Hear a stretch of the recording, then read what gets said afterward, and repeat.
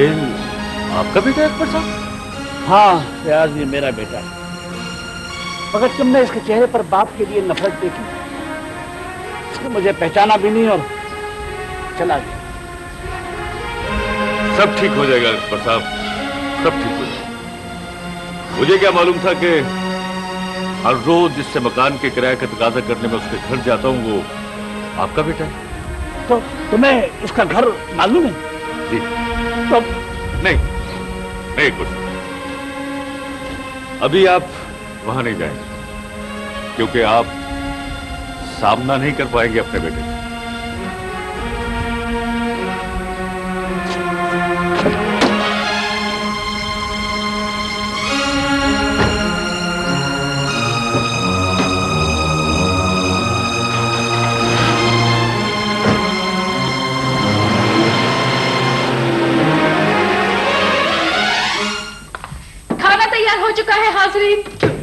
Meal is ready. ओह, तो आखिरकार हो ही गया, मगर हाजरीन में से एक यानी भाईजान जा चुके हैं। कहाँ? भाई कोई सवारी टैक्सी में अपना सामान भूल गई थी, वो वापस करने गए हैं और मेरा ख्याल है कि खाना बाहर ही खाएंगे। खाना भी बाहर खाएंगे? हाँ हाँ। बैड लक, कितनी मेहनत से मैंने पकाए हैं कोफ्ते, कितने मसाले यूज किए, कितने चम्मच चलाए, तब जाके कोफ्ते तैयार हुए और वो चले गए। ओह हाँ, सिर्फ भाईजान ही नहीं रहते इस घर में, कोई और भी तुम्हारे खाने की तारीफ कर सकता है। और वैसे भी एक कोफ्ता शनास तुमने भगा दिया है। कौन? अरे वो सलजूकी भाई, बेचारे खाने के आश्रम में बैठे हुए थे, तुमने भगा दिया। छोड़ो, तुम भी पता नहीं किसकी बात लेके बैठ गई हो। वो भी तो खामखा मेरे पीछे पड़ गए थे, आपने मेरे ऐड में काम किया है। वो ऐसे तो नहीं कह सकते रूबी, जरूर कोई चक्कर है। चक्कर? अरे देयर इज नो चक्कर। अच्छा, कौन सा चक्कर? कैसा चक्कर? कहाँ का चक्कर? क्यों चक्कर? देयर इज ओनली घन चक्कर। अच्छा। असल में मेरी एक कजन है, उसकी शक्ल मुझसे बहुत मिलती है। हू बहू यही शक्ल है उसकी, तो वो मुझे कजन समझकर तो वो समझ रहे कि शायद तुमने वो काम किया है। बिल्कुल, यही तो प्रॉब्लम है। हाँ। वो तो चली गई जर्मनी और मुझे मुसीबत में छोड़ गई। बताओ, यहाँ आने से पहले ये मौसूफ मुझे एक दफा कहीं बाहर मिले थे। अच्छा। हाँ, और मुझे कजन समझ के मेरे पीछे पड़ गए, हाथ धो के पीछे पड़ गए। आपने मेरे इश्तिहारी फिल्म में काम किया था ना, यानी कि एक्सक्यूज मी, दोबारा एक इश्तिहारी फिल्म में काम कर ले, बताओ जरा। और इसलिए तुम उनसे छुपते फिर रही थी घूंघट निकाल के। हाँ तो और नहीं तो क्या, इसीलिए तो घूंघट निकाल के मुंह छुपा रही थी, और अचानक उन्होंने देख लिया तो देख लो तुम्हारे सामने फिर शुरू हो गए थे, आप वही हैं, आप वही हैं।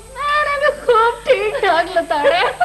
वैसे आदमी है बेचारे बहुत अच्छे, बस जरा बेवकूफ से हैं। जरा बहुत सबा, तुम जरा सोचो। कैसे? सोच, शुरू कर दो सोचना। ऐसे नहीं, ऐसे सोचो। शुरू कर दिया सोचना।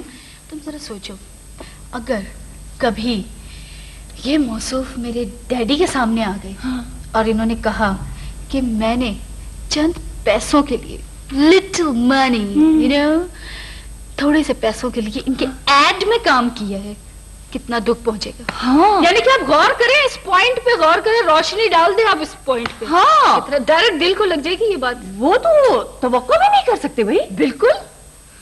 हाँ। सबा, मेरे डैडी मुझसे बहुत प्यार करते हैं, जान देते हैं मुझ पर। हाँ रूबी, तुम कितनी खुशनसीब हो कि तुम्हारे लिए एक मोहब्बत करने वाले बाप का साया मौजूद है। औलाद भी मेरे साए से गुरेजा है। एक बेटे को पता चला कि मैं गांव से शहर आ गया हूं तो मेरे पहुंचने से पहले तफरी के लिए कहीं रवाना हो गया।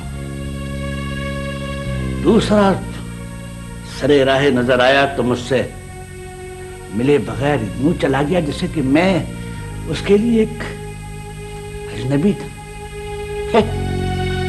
कैसी बदनसीबी है रियाज। नसीबों को इल्जाम क्यों दे रहे हैं अख्तर साहब? ये आपकी अपनी गलती है। मैं आपका मुलाजिम भी हूं और दोस्त भी, इसलिए कहने का इतना हक जरूर है कि जवानी में जो फसलें आपने बोई थी आज बुढ़ापे में काट रहे हैं, तो कोई ना कोई कांटा तो जरूर चुभेगा ना सर। तुम भी मुझे इल्जाम दे रहे हो जैसे सारा कसूर मेरा है। मेरी कोई मजबूरी नहीं थी। मानता हूं कि आप बहुत मजबूर थे, लेकिन औलाद तो सूखी जमीन की तरह बाप की मोहब्बत की प्यासी होती है। वो किसी और वादी में बरस कर आने वाले बादलों की मजबूरियां नहीं जानती, सिर्फ अपनी मिट्टी की तपिश महसूस करती है। आप इस बात से भला कैसे इनकार कर सकते हैं कि सुहेल और सबा कभी भी आपकी मोहब्बत से सैराब ना हो सके?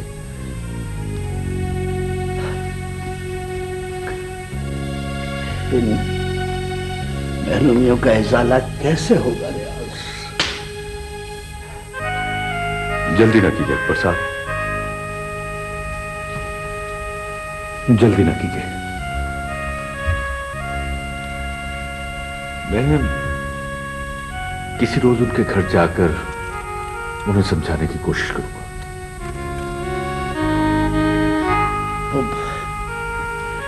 जल्दी में मुझसे एक गलती हो गई। मैंने बारानी साहब को फोन कर दिया कि मैं शहर आ गया हूं और उनसे मिलने के लिए आऊंगा। जब आपको मालूम है कि अब वो नहीं आएगा तो फिर आप क्यों जाती हैं?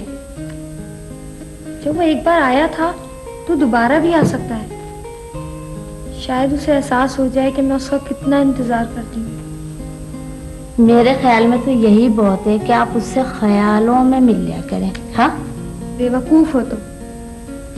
ख्याल की कुव्वत को टेलीपैथी कहते हैं। जब तवज्जो को एक मरकज पे लाकर किसी का ख्याल किया जाए तो उससे ज़हनी राब्ता पैदा हो जाता है। मैं तुम्हें बताऊं कैसे होता है? नहीं नहीं बीबी, मुझे अभी बर्तन साफ करने देर हो रही है ना।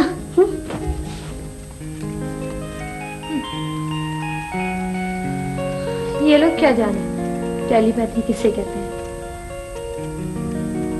लेकिन मुझे भी तो नहीं पता कि टेलीपैथी कैसे करते हैं। कोशिश करके देखती हूँ। आओ आओ मेरे आइडियल, आओ आओ आ जाओ। कब तक यूं ही खोए रहोगे ख्यालों में?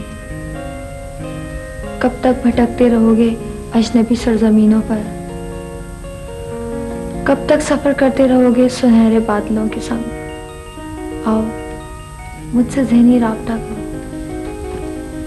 आओ आ जाओ आ जाओ आ जाओ।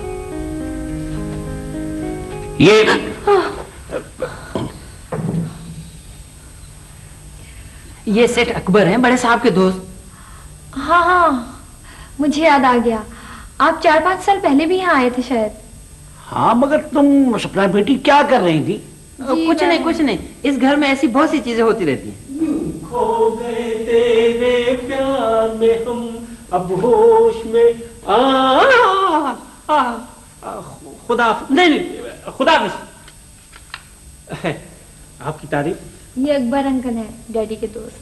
पहले आए थे लेकिन आपसे मुलाकात नहीं हुई थी। ओह अच्छा अच्छा, बहुत खुशी हुई आपसे मिलके। मुझे भी होती। ये गाने के अलावा आप क्या करते हैं? ये एफए के इम्तिहान दिया करते। शराब शराब शराब।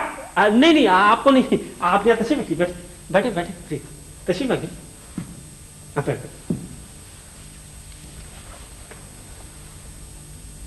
अरे छोड़ो, अरे मैं कदम छोड़ो, छोड़ो मुझे, अरे अरे अरे अरे छोड़ो छोड़ो, अरे खबरदार खबरदार खबरदार, अरे छोड़ो यार, हटो ना भाई। क्या हो रहा है यार, ये क्या तरीका है? क्या हुआ, क्या बात है? आप इन्हें तमीज सिखाइए इंस्पेक्टर साहब। इन्हें मालूम होना चाहिए कि थाने में एक मुअज्जिज आदमी आया हुआ है। कौन है वो? कौन? अरे मैं हूँ मुअज्जिज। बड़े अफसोस की बात है, एक इतनी मुअज्जिज शख्सियत आपको नजर नहीं आ रही है। कौन हो तुम? मैं JD, GMADI JD, mister JD, matric second division from Sargodha division. ठीक है, क्यों लाया इसको? जनाब आपने बताया था कि खफ्तुल हवास आदमी किसी टैक्सी से जहेज का टेची कैसे ले गया था, वही है। अरे क्या? अरे भाई खफ्तुल हवास है तो उसे पकड़ो, मुझे यहाँ क्यों ले आए? सर ये हमें एक बड़े पाइप के पास नजर आया और हमने इसे काबू कर लिया। काबू? अच्छा, तो मुझे खफ्तुल हवास समझकर इन्होंने काबू कर लिया। क्या मतलब है इनका? क्या मैं नॉन सेंस हूँ? हालांकि मुझ में 6 के 6 सेंसेस मौजूद हैं। क्या कह रहे हो तुम? सेंसेस टोटल 5 होते हैं। वो मुझ में एक सेंस फालतू है स्टपनी के तौर पर। भाई क्या पता कभी कोई सेंस पंक्चर हो जाए, है ना भाई? लेकिन मेरी छठी हिस्स मुझे बता रही है कि मुझे यहाँ पकड़ कर लाने पर इन दोनों का अंजाम बहुत अफसोसनाक होगा। अंजाम तो उस वक्त पता चलेगा बच्चू जब तेरे ऊपर छितरौल होगा। छितरौल? Wait a minute for 5 minutes. Excuse me inspector साहब, क्या आप बता सकते हैं कि ये छितरौल क्या होता है? ये एक दिलचस्प अमल है। जब किसी चालाक मुलजिम से चोरी का माल बरामद कराना हो, हम चितरोल करते हैं। अच्छा, चोरी है? क्या मतलब है? मैं चोर नहीं हूँ इंस्पेक्टर साहब। मैंने तो यह अटैची केस खोल कर भी नहीं देखा। मैं बहुत ईमानदार आदमी हूँ। पता आपको एक दफा क्या वाकया हुआ था? क्या हुआ था? मैं सड़क पर चला जा रहा था कि अचानक मैंने देखा 100 का एक नोट पड़ा हुआ है। मैंने वो उठाया, जेब में रखने लगा तो अचानक मेरे ज़मीर ने मुझे आवाज दी, नहीं जेदी, तुम ये नोट जेब में नहीं रखोगे। ये नोट तुम्हारा नहीं है, जिसका है वापस कर दो उसे ये नोट। मैंने फौरन आवाज लगाई, किसका है ये 100 का नोट? किसका है ये 100 का नोट? ये होती है ईमानदारी। बिल्कुल दुरुस्त। लेकिन किसी का सामान टैक्सी से ले जाते हुए तुमने ये नहीं सोचा कि ये किसका है? टैक्सी? मैंने तो 17 साल से रिक्शा में सफर नहीं किया इंस्पेक्टर साहब। मैं पैदल चलता हूँ, मारा फिरता हूँ, एक पाइप में रहता हूँ। एक बुढ़े बाबे ने मेरे पाइप पर अनऑथराइज्ड कब्जा कर लिया था। मैंने उसे निकाला तो वो अपना ये अटैची केस मेरे पास भूल गया। हाँ, बहुत मशकूक था वो बाबा। ये टमाटर तो ठीक नहीं है, दूसरा दो भाई। ये लीजिए, दूसरा ले लीजिए। हाँ, ये लो।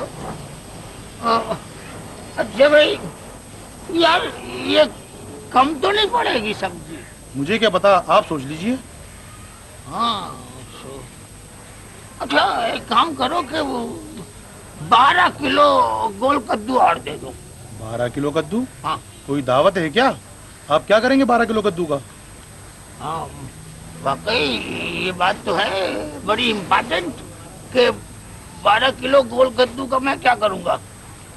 हाँ, अच्छा खैर, ये सब्जी वाले बेटे जी, एक बात जरा सोच के बताओ कि ये मैं इतनी सब्जी क्यों ले रहा हूँ?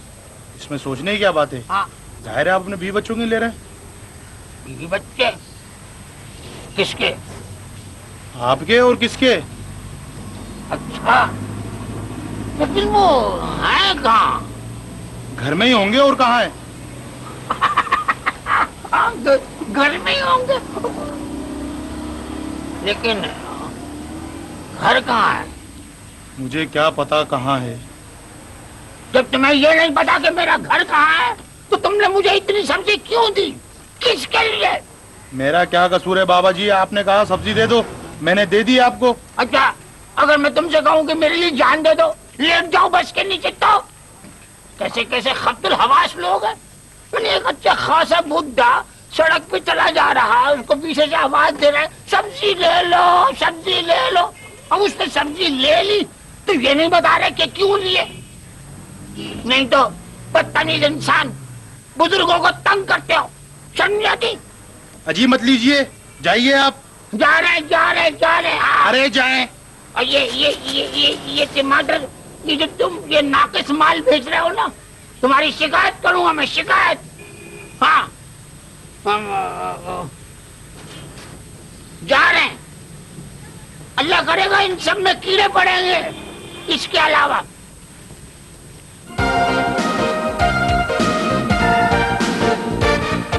हाँ, वो मैं खान साहब से पूछने गई थी कि फ्रेंच फ्राइज कैसे बनते हैं। चलो फ्रेंच फ्राइज सही, और वो भी बहुत उम्दा थे। ये वो थोड़ी थे, जो मैंने बनाए थे वो तो जल गए। नहीं भाई, कोई बात नहीं, घरदारी तो आते आते आती है। वैसे मेरी बेटी को मताने का बड़ा शौक है, और इसी वजह से उसकी तवज्जो घरदारी की तरफ देगी। वैसे किताबें बहुत पढ़ती है, वो जैसे नफ्सियात और फलसफा वगैरह। Good good. सारी तारीफें सपने की ही किए चले जाएंगे, मेरा कोई जिक्र नहीं कि मैं कितनी किताबें पढ़ता हूँ। Very good. अच्छा ये बताओ बेटा कि तुमने लिटरेचर में क्या क्या पढ़ा? मेरा मतलब है क्लासिकी अदब में किसे किसे? परसों मैं एक किताब लाया था तारीखी, उसका नाम था टार्जन की वापसी। अच्छा। अंकल कल जो मैं किताब लाया उसको मैंने पढ़ा, मेरी आंखों में आंसू आ गए, मेरी आंखों में आंसू आ गए। उस किताब का नाम था फिल्मी सितारों की शादियां और तलाकें। बस रहने दो। और अंकल आज जो मैं किताब लाया हूँ सच के मेरा पेट फूल गया। आप जरूर पढ़िएगा प्लीज। क्या नाम क्या है बेटा उस किताब का? उस किताब का नाम है कहो का पिटारा और ही हू हा। तो सारा अदबी ज़ोक आज ही बता दोगे? देख रहे हैं अंकल आप, डैडी की इसी सख्ती की वजह से मैं एफए में माशाल्लाह 4 दफा फेल हुआ। मैं बचपन से कह रहा हूँ कि मुझे इंग्लैंड भेज दीजिए, मुझे नहीं भेजा, राबिया को भेज दिया। और वो भी 7 साल की उम्र में। मैं भी तो सिर्फ 2 साल ही छोटी थी, मैं भी जा सकती थी। तुम अच्छी तरह से जानती हो कि मैंने उसे आला तालीम के लिए नहीं भेजा। वो तो तुम्हारी खाला पे औलाद थी, उसने राबिया को अपनी बेटी बना लिया, वो उसे साथ ले गई। ऐसा लेके गई कि हम बहन भाइयों से मिलने तक ना दिया। छोड़ो भाई, इसमें नाराज होने की क्या बात है? तुम दोनों जब चाहो इंग्लैंड जा सकते हो। तो डैडी जाने दे तब ना, ये तो अहमक समझते हैं हम दोनों को। भाई वो महारानी, मेरा ख्याल ये है कि तुम्हारी साली का तुम्हारी बेटी को ले पालक बनाने का शौक पूरा हो गया होगा। बुला लो उसे, मैंने भी उसे परसों से नहीं देखा है। तो मेरी भी तो तुम्हारे दोनों बेटों से मुलाकात नहीं हुई। आप इतने बरसों से गांव में रहे, न मेरी मुलाकात दिलावर से हुई और न सोहेल ने मिलने की जहमत की। मैंने अपनी सी पूरी कोशिश की है सब, उस बूढ़े को बहुत तलाश किया। अब अगर वो नहीं मिला तो इसमें मेरा क्या कसूर है? आप परेशान हो भाईजान, आपका दिल तो मुतमईन है ना कि आपने उस गरीब औरत की बेटी के जहेज का सामान वापस करने की कोशिश की थी। साहब, ये आवाज तो रियाजुद्दीन साहब की, लेकिन मैं साहब कब से हो गया? आ जाइए रियाज साहब। अस्सलाम वालेकुम। वालेकुम अस्सलाम। क्या हाल है सबा बेटी? जी ठीक। तुम कैसे हो सोहेल मियां? जी आपकी दुआ, लेकिन आप आज इधर कैसे निकल आए? हम जल्दी आपका मकान खाली कर देंगे। ओहो, अरे क्या था, तुम तो सचमुच सीरियस हो गए? ये क्या हाल है सबा बेटी? जी ठीक। तुम कैसे हो सोहेल मियां? जी आपकी दुआ, लेकिन आप आज इधर कैसे निकल आए? हम जल्दी आपका मकान खाली कर देंगे। ओहो, अरे क्या था, तुम तो सचमुच सीरियस हो गए? ये मैं क्या देख रही हूँ? पहले तो आप बहुत सख्ती किया करते थे और एक टीला सा पहलवान भी पिछले दिनों आपने मकान खाली कराने के लिए भेज दिया था, और अब अचानक इतनी मोहब्बत कैसे टूट पड़ी? कोई और स्कीम होगी इनके जहन में। वो हम पे कोई हरबा आजमाने की जरूरत नहीं है। आपका मकान है, जब चाहे खाली करा लें। अरे बेटा, तुम्हें किसने कह दिया कि ये मकान मेरा है? हैं? भाई मैं तो किसी के लिए जायदाद का किराया वसूल करने का काम करता हूं। किसके लिए? सोहेल साहब जानते हैं उन्हें। इन्होंने उनको देखा जरूर, मगर मिलना नहीं चाहा। और मुझे देखो कि मैं इतने महीनों से मिल रहा हूं, मुझे ये मालूम ही नहीं हो सका कि तुम अपने हो। साफ साफ कहिए रियासत, ये पहेलियां क्यों बुझवा रहे हैं आप? अब तो हर बात साफ है सब बेटी। ना सिर्फ ये मकान तुम्हारा है, बल्कि सेठ अकबर साहब की तमाम जायदाद भी। क्या? डैडी का है ये मकान? हाँ, और क्या। अरे भाई, जब उन्हें मालूम हुआ कि मैं तुम लोगों से किराए का तकाजा करता रहूं तो सख्त नाराज हुआ। मगर मुझे क्या मालूम था कि वो तुम्हारे डैडी हैं। और वैसे भी मैंने तुम्हें बहुत छोटा सा देखा था, इसलिए शक्लें भूल गया था तुम्हारी। रियाजुद्दीन साहब, मैं जानता हूं कि आपको डैडी ने भेजा। उनसे जाकर कह दीजिएगा कि आपका बेटा और बेटी भूल चुके हैं आपको। क्या कह रहे हो सुहेल भैया? बाप आखिर बाप होता है। हाँ, अगर उसने औलाद के फराइज अदा किए हो तो। शायद तुम्हें इल्म नहीं कि तुम्हारी सौतेली मां 4 महीने पहले गांव में इंतकाल कर गई है। अब तुम्हारे डैडी पर किसी किस्म का कोई दबाव नहीं है, और वैसे भी वो गांव छोड़कर यहां शिफ्ट होने के इंतजाम कर रहे। शायद तुमने उनका बड़ा बंगला नहीं देखा। मुझे कोई बड़ा बंगला देखने का शौक है, ना कोई जायदाद देखने का शौक है, ना कोई बैंक बैलेंस और ना कोई समाजी मुकाम। उनसे कह दीजिएगा कि मैं और मेरी बहन जहां भी रहेंगे खुश रहेंगे। गुर्बत और परेशानी की जिंदगी आखिर कब तक सोएगी? कब तक? बाप के घर में जिंदगी की हर आसाइश तुम्हारी मुंतज़िर है। किसी को धक्के देके निकालना मुअज़्ज़िब लोगों का शेवा तो नहीं है, लेकिन आप शायद मजबूर कर दें।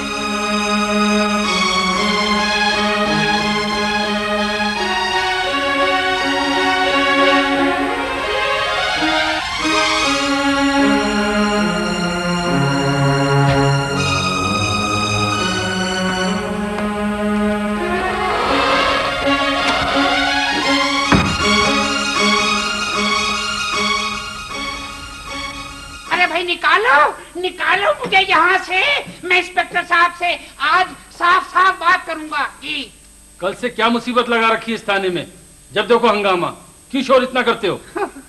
शोर ना करूं तो क्या मैं कोई रूमानी नगमा गाऊं? अरे कौन खुश रह सकता है आपकी इस हवालात में? मेहमानों के आराम का कोई इंतजाम नहीं है, जब भी तो लोगों ने हवालात में आना छोड़ दिया है। क्या हुआ? तुम्हें क्या तकलीफ है? कोई एक तकलीफ है, रात में सो नहीं सका, देर भर खटमल जिंदी कंबल। सर बागिया वाला की शिकायत कर रहे हैं कि ये शख्स सारिया ताले बजा रहा। तालियां? मैं कोई कव्वाली नहीं गा रहा था, मैं मच्छर मार रहा था। जी हाँ, सारी रात में मैंने ये हाँ 645 मच्छर मारे हैं। ये देखिए सारा हिसाब लिखा हुआ है, ये देखिए अपने आप। 645 मच्छर? हाँ। फिर तो तुम बहुत ही काम की आदमी हो। अच्छा। मच्छर मारने वाली स्प्रे पंप की जगह अब तुम्हें रखा जा सकता है। नहीं, मैं यहाँ नहीं रह सकता। मेहमानों की खातिर का कोई इंतजाम नहीं है यहाँ। जरा देखिए इंस्पेक्टर साहब, रात मुझे डिनर में क्या मिला?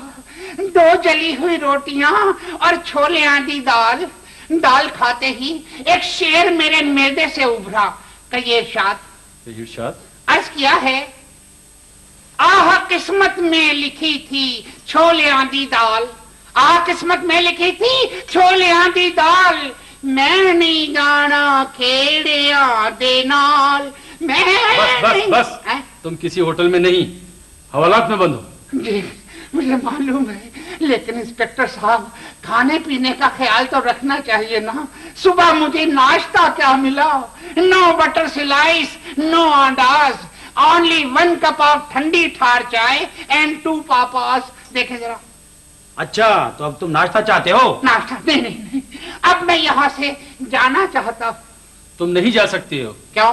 क्योंकि तुम्हारे पास एक अटैची केस बरामद हुआ है जिसमें शादी के जोड़े और जेवरात मौजूद थे। आखिर क्यों? क्यों? हो सकता है भाई मुझे दुल्हन बनने का शौक हो, है ना भाई? खामोश रहो। क्यों भाई? कल तुमने कहा था कि वो बक्सा तुम्हारे पास कोई बाबा भूल गया था। बाबा? हाँ, यस यस यस यस। लेकिन एक बात बताइए इंस्पेक्टर साहब, जब तक वो बाबा नहीं मिलेगा क्या मेरी बोर्डिंग और लॉजिंग इसी हवालात में रहेगी, टीए और डीए के बगैर? हाँ, उस बाबा को हम तलाश कर रहे हैं।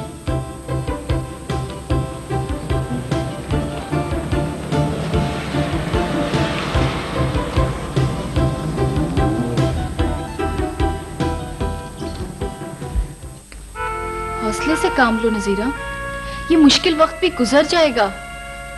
हौसले से भूख नहीं मिटती बेगम साहिबा।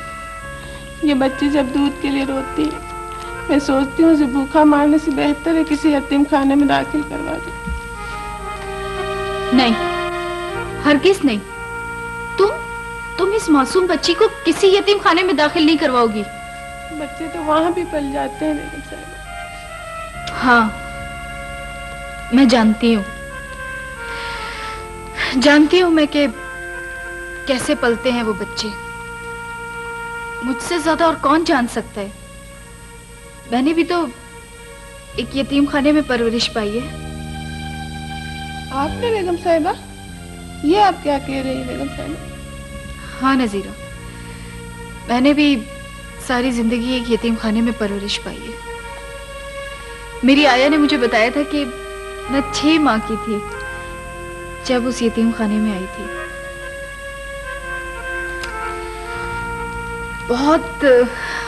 बहुत दुख देखे हैं मैंने वहां, बहुत दुख देखे हैं। ये मेरे पास रह के भी दुखी देखेंगी। इसका बाप एक हादसे में मर गया। मैं अकेली कब तक मजदूरियां करती रहूंगी? बहुत फाके होते हैं बेगम साहिबा, बहुत फाके होते हैं। नसीरा, अगर तुम कोई नई या पुरानी सिलाई मशीन ले लो तो मेरे ख्याल में कुछ गुजारा हो जाएगा। हाँ बेगम साहिबा, मैं सिलाई का काम कर सकती हूँ। अरे ये तो बहुत अच्छी बात है। फिर ये तो बहुत अच्छी बात है। हाँ।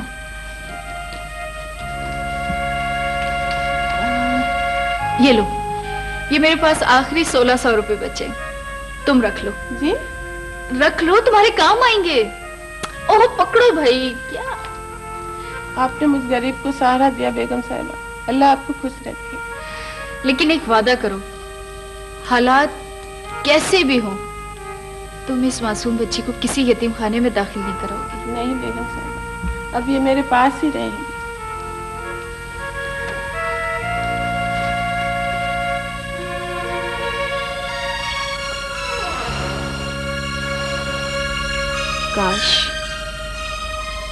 काश ये जानती कि यतीम खाने में रहने की कीमत भी अदा करनी पड़ती है। तुम्हारी तालीम और परवरिश पर हमारा 1 लाख से ज्यादा खर्च हो चुका है। अगर हमारी मर्जी पर नहीं चलोगी तो ये 1 लाख रुपया कौन अदा करेगा? मैं अदा करूंगी। ओह, कोई खजाना हाथ लग गया है क्या? मुझे चाहे मॉडल बनना पड़े या किसी ऑफिस में जॉब करनी पड़े, आप लोगों की सारी रकम मैं खुद किस्तों में अदा कर दूंगी। तुम्हें पक्के कागज पर यह लिख कर देना होगा कि तुमने मुझसे 1 लाख रुपए कर्ज लिए थे और 3 माह में अदा कर दूंगी। ठीक है, मुझे मंजूर है। लाइए कागज। मैंने यतीम खाने में परवरिश जरूर पाई है, लेकिन मुश्किल हालात से लड़ने का हौसला है मुझ में।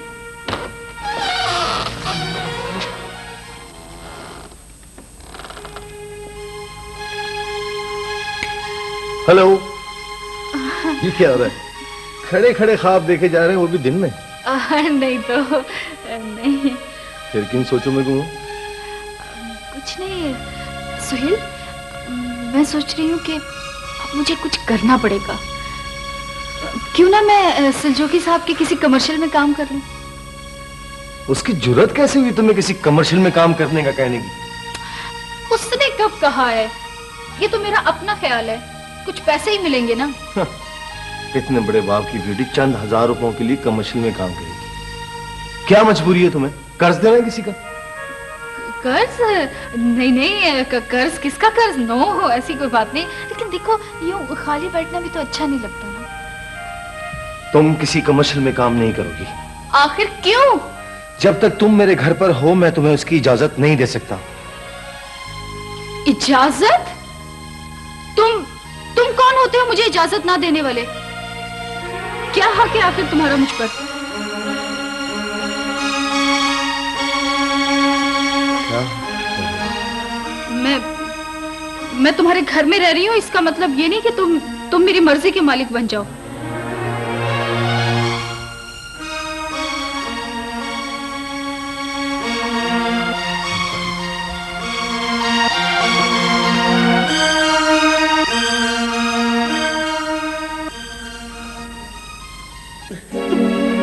तुमने समझाया तो होता रियाज। बहुत कोशिश की अकबर साहब, बहुत कोशिश की। सुहेल भी तो मुझे यहां तक कहने लगे कि अगर मैंने मजीद कुछ कहा तो मुझे धक्के देकर उस घर से निकाल देंगे। के लिए ना वो कमजोर सुतून जो गुर्बत की रेत पर इस्तेमाल है। नहीं अकबर साहब, वो दोनों अपने फैसले पे बहुत मजबूत है। इस से उन्हें क्या मिल जाएगा? बाप की ख्वाहिश है कि औलाद अब आसाइश की जिंदगी गुजारे और औलाद दमबंदों की ठोकरें चाहती है। मैं उन्हें वो सहारा देना चाहता हूं जिससे वो महरूम रहे, लेकिन वो उसी मकान में रहना चाहते हैं। नहीं, उन्हें ये फैसला बदलना होगा।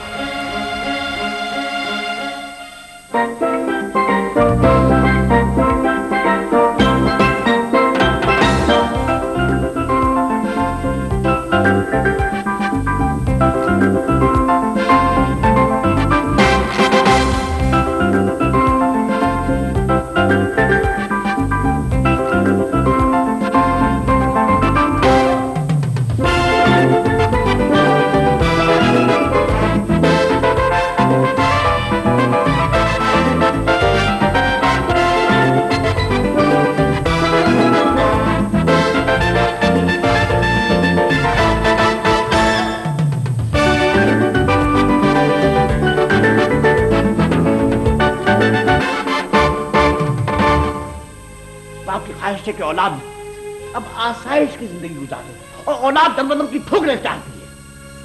मैं उन्हें वो सहारा देना चाहता हूं जिससे वो महरूम रहे, लेकिन वो उसी मकान में रहना चाहते हैं। नहीं, ये फैसला बदलना होगा। ये फैसला तब्दील नहीं हो सकता बेटी। वो जवाब जो हम आपके कारिंदे को दे चुके हैं वही आपके लिए भी है। ये जानती हुई भी कि मैं खुद तुम्हारे पास चल के आया हूं। जी हाँ, हम आपके इन कदमों के शुक्रगुजार हैं कि उन्होंने हमें इज्जत बख्शी है, लेकिन आपने हम तक आने में बहुत देर कर दी है डैडी। आपके बच्चों और आपके कदमों के दरमियान गुजरे बरसों का एक तवील फासला है।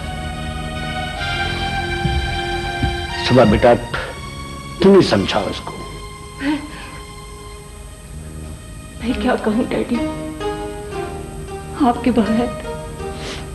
बगैर भैया ने जो दुख उठाए हैं मैं भी उनमें शरीक रही। ये दुख नहीं है सिवा, बाप की शफकत का एक लम्स औलाद के बहुत से दुखों पर मरहम रख देता है। ये तो वो जख्म है जो हमने अपनी रूहों पर खाए हैं, रूहों पर। ये कभी मुंतमिल नहीं हो सकते। अगर तुम अपने बाप की मजबूरियों को जान जाओ तो शायद मुझे इतना कसूरवार नहीं ठहराओगे। तकलीफ दिमागी को दोहराने का कोई फायदा नहीं। खैर, भूल जाओ इसे। कैसे भूल जाऊं मैं अपनी महरूमियों को? कैसे भूल जाऊं मैं अपनी मां की मौत को? कैसे?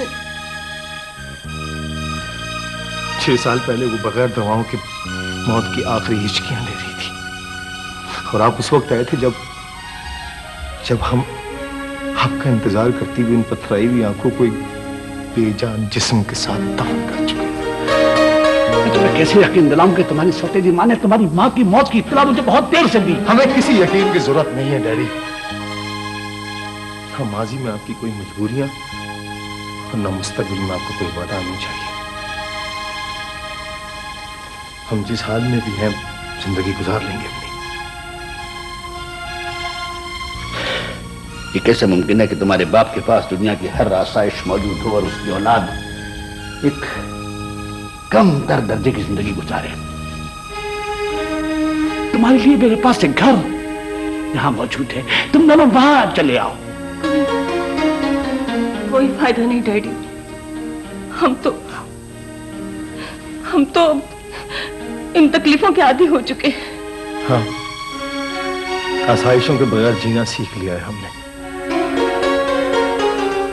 औलाद के बगैर जहां आपने इतने बरस गुजारे हैं, कुछ बरसों से हम आपको इस खूबसूरत घर के दरवाजे पर कभी कदम नहीं रखेंगे डैडी। आप समझ लीजिएगा कि आपकी औलाद आपके लिए मर चुकी है।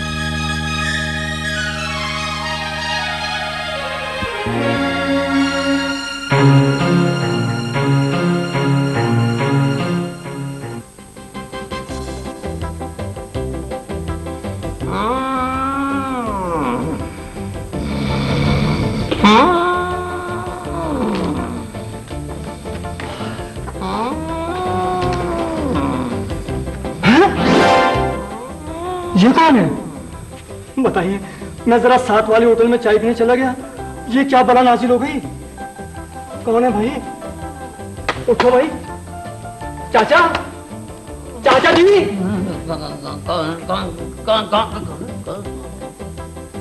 बदतमीज नौजवान, एक बुढ़े बाबा को उठाने का ये कौन सा तरीका है? मैं अपनी गलती की माफी चाहता हूँ बाबा जी, मगर आप फिर भी यहाँ क्यों लेटे हुए हैं? मैं ख्वाब देख रहा था कि एक हसीन ज़ईफा चिलमन की ओट से मुझे झांक रही है। मैं अभी मुस्कुराया ही था कि तुमने मुझे जगा दिया। बाबा जी, ये आपका बेडरूम नहीं है, ये अब्दुल बाकी स्टेट एजेंट का दफ्तर है। ओए, कौन सा स्टेट एजेंट? अब ये सुजुकी प्रोडक्शन का दफ्तर है। आई एम द डायरेक्टर और ये अब मैं इधर लगाऊंगा। जी क्यों नहीं, अब ये दफ्तर बम्बे फर्नीचर के आपने ले लिया है। बाबा जी, अब ये इस दफ्तर के नए मालिक हैं, मिस्टर सुजुकी साहब। अस्सलाम वालेकुम। ये आपके नाना है? हाँ जी, ये नाना होंगे आपके। तो फिर कौन है ये और क्या कर रहे हैं मेरे दफ्तर में? मैंने एक राहगीर से कहा कि रहने का ठिकाना चाहिए, उसने इस तरफ इशारा कर दिया। इस तरफ इशारा कर दिया? तो बाबा जी, आप रिमोट कंट्रोल से चलते हो? यानी कि एक्सक्यूज मी, और ये रेलवे मुसाफिर खाना नहीं है, प्रोडक्शन का दफ्तर है। किसका? हाँ बाबा जी, ये इश्तिहारी फिल्में बनाती हैं, आपने टीवी पर देखी होंगी। बहन, आप अपने बालों की हिफाजत के लिए भैंस मार का शैम्पू इस्तेमाल करती हैं? जी नहीं, मैं बाल बच गई। और मेरी फिल्म तो वो थी जिसमें एक ऐसे बाबा जी अपने सफेद बालों में काली घटा हेयर कलर लगाकर बाल काले कर लेते हैं, तो एक खूबसूरत और फोटोजेनिक मॉडल फ्रेम में एंटर होकर कहती है, जमाल तुम मुझसे शादी कब करोगे? तो वो बाबा जी मुस्कुरा कर कहते हैं, भाई ये है काली घटा हेयर कलर का कमाल, मैं जमाल नहीं हूं, उसका बाप। वाह वाह वाह भाई, क्या अच्छा इश्तिहार है ये। और कैसे अच्छा नहीं होगा? पूरे 250 रुपए राइटर को दिए थे और 50,000 मॉडल को। 50,000? 50,000? आप ऐसा क्यों नहीं कर लेते कि मुझे मॉडल बना ले? भाई खासा खूबसूरत और फोटोजेनिक हूँ और अच्छा खासा बोल भी लेता हूँ। बहन, अपने होंठ लाल करने के लिए कौन सा पान खाती हैं आप? जी नहीं, मैं पान नहीं खाती, सिर्फ आप लिपस्टिक इस्तेमाल करती हूँ। और ये तो लेडीज इश्तिहार है। हाँ, लेडीज हो गई तो हाँ, तो मर्दाना इश्तिहार भी कुछ यूं बोल सकता हूँ मैं कि आप भी मेरी तरह अपनी हसीन जिल्द की हिफाजत कीजिए। हमेशा सफा चट शेविंग क्रीम इस्तेमाल कीजिए। कैसा रहा? लाओ 50,000 रुपए, लाओ लाओ लाओ। यानी कि एक्सक्यूज मी, और किस बात के 50,000? इश्तहार बोला है मैंने। और इस तरह 50,000 नहीं मिलते। तो किस तरह मिलते हैं? जंगलूस टाइप इंसान, इससे कहो कि 50,000 मुझे फौरन दे दे, वरना। जी बुजुर्गों, बात सुनो। पहले फिल्म बनती है, फिर क्लाइंट बिल अदा करता है, फिर फिल्म रिलीज होती है। मैं कुछ नहीं जानता, मैंने इश्तहार बोल दिया, मेरा काम खत्म। निकालो मेरी रकम। जिसको निकालो यहाँ से, क्या मुसीबत आ गई है? आप बाहर चलिए। मैं इश्तहार बोला है। आप बाहर तो चलिए। 50,000 रुपए, 50,000। आप बाहर चलिए। 50,000 रुपए इश्तहार बोला है। 50,000 का इश्तेहार बोला है, कर लो प्रोडक्शन। देखिए साहब कैसे चमका दिए। गुड, बहुत अच्छे। वो मैंने रमजू को सूट इस्त्री करने के लिए कहा था,